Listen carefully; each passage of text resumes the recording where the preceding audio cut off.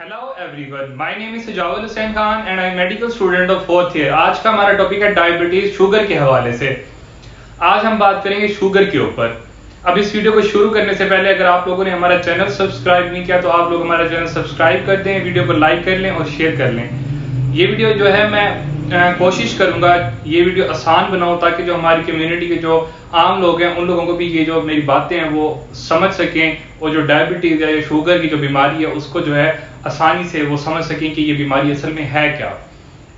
अब इस बीमारी को समझने से पहले हम ये समझ लेते हैं कि हमारा जो जिस्म है वो किस तरीके से काम करता है। जिस तरीके से एक मकान जो होता है वो काफी सारी ईंटों से मिलकर बना होता है, जो मकान होता है उसका जो स्मॉलर यूनिट होता है वो ईंट होती है। इसी तरीके से हमारी जो ह्यूमन बॉडी है, इंसानों का जो जिस्म है वो छोटे छोटे सेल्स से मिलकर बना है।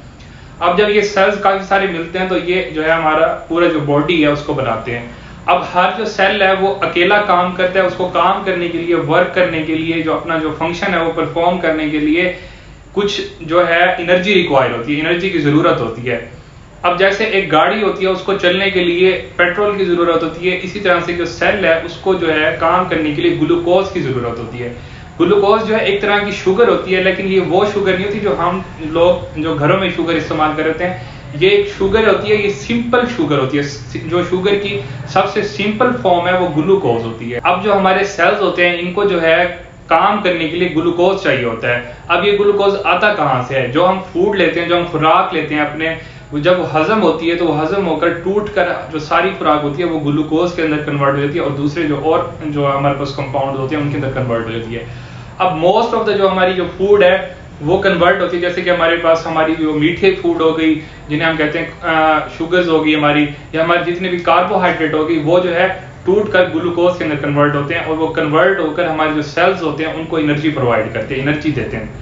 अब जिसको जो है सेल जो है यूटिलाइज करके सेल जो है इस्तेमाल करता है, इस्तेमाल करने के बाद उसको जो है जो सेल का जो फंक्शन होता है उसको परफॉर्म करता है। अब सेल को आप इस तरीके से ले लें कि ये एक रूम है और रूम में इंटर होने के लिए जिस तरीके से जो है डोर होते हैं और डोर को अनलॉक करने के लिए की होती है, या उसका जो लॉक होता है उसको अनलॉक करने के लिए की होती है, चाबी होती है। इसी तरीके से जो सेल्स है हमारे उनके भी कुछ डोर्स होते हैं, डोर बने हुए होते हैं। अब वहां से एंटर होने के लिए ग्लूकोज को क्या चाहिए? ग्लूकोज को क्या है कि ग्लूकोज ने वहां पे अगर सेल के अंदर एंटर होना है तो उसको जो सेल है सेल के डोर से एंटर होना है। अब वो डोर कैसे ओपन होगा? सेल का जो बाहर का डोर है, दरवाजा है, वो किस तरीके से ओपन होगा? वो एक चाबी से ओपन होगा। और वो चाबी कहां से आती है? जो हमारा पेनक्रियाज जिसे हम लबलबा कहते हैं वो प्रोड्यूस करता है इंसुलिन। इंसुलिन क्या है? ये एक तरह का हार्मोन है। अब ये हमारे ब्लड में शामिल हो जाता है इंसुलिन।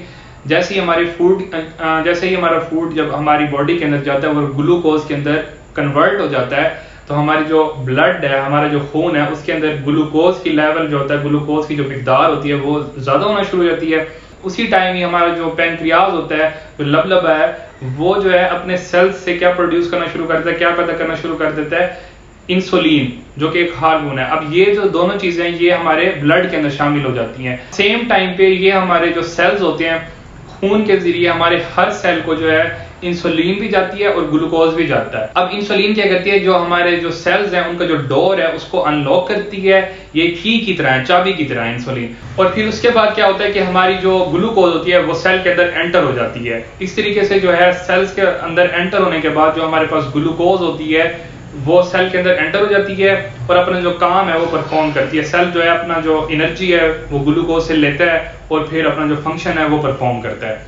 अब अगर किसी भी वजह से जो हमारा पेनक्रियाज है, जो हमारा लबलबा है, वो अगर ठीक तरीके से काम नहीं करता तो उसके जो सेल्स हैं वो इंसुलिन कम पैदा करना शुरू करते हैं। या तो वो इंसुलिन बिल्कुल पैदा नहीं करेंगे या फिर वो क्या करेंगे, जो इंसुलिन है उसको कम प्रोड्यूस करेंगे।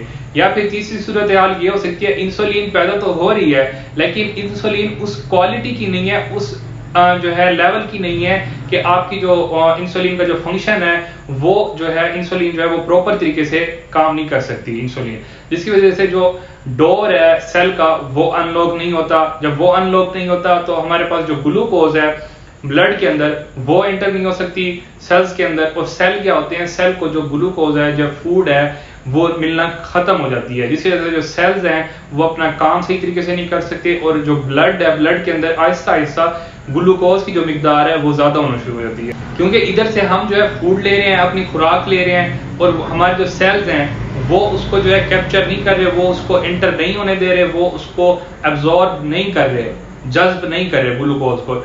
जब वो सेल्स हमारी जो ग्लूकोज होती है उसको जज्ब नहीं कर सकते तो हमारे जो खून है उसके अंदर जो ग्लूकोज की जो मिकदार है वो बढ़ना शुरू हो जाती है, जिसे हम कहते हैं हाइपरग्लाइसीमिया या हाई ब्लड ग्लूकोज लेवल। हमारे शुगर का जो लेवल है ब्लड के अंदर वो ज्यादा होना शुरू हो गया है, इसे हम कहते हैं diabetes, high blood sugar level. अब इस वीडियो से जो नेक्स्ट वीडियो होगी उसके अंदर हम बात करेंगे टाइप्स ऑफ डायबिटीज, डायबिटीज की कौन सी टाइप्स होती हैं, किन लोगों के अंदर ज्यादा होने के चांसेस हैं, और उसके अंदर हम बात करेंगे अलामात की और इलाज क्या है, आप किस तरीके से जो है डायबिटीज से बच सकते हैं। इंशाल्लाह मिलते हैं नेक्स्ट वीडियो के अंदर, तब तक के लिए अल्लाह हाफिज।